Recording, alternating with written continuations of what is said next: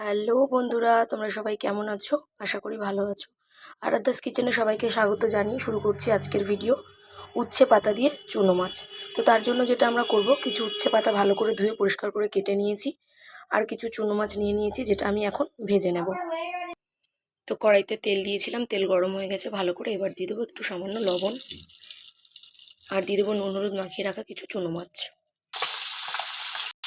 তো দেখো, মাছগুলোকে আমি খুব ভালো করে ভেজে নিয়েছি।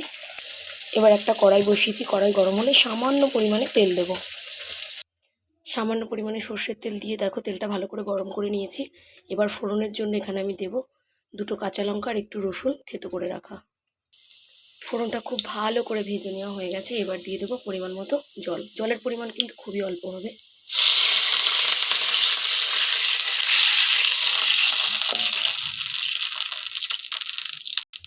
এবার এই জলটার মধ্যেই দেবো সামান্য নুন আর সামান্য হলুদ গুঁড়ো।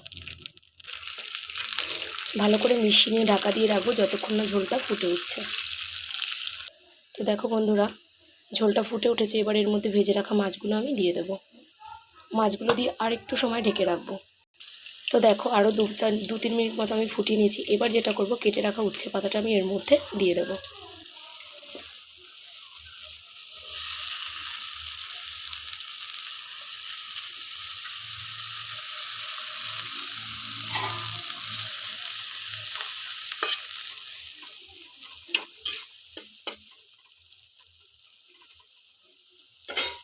কিছু সময় ঢাকা দিয়ে রেখে দেবো, শাকটা যতক্ষণ না সিদ্ধ হচ্ছে।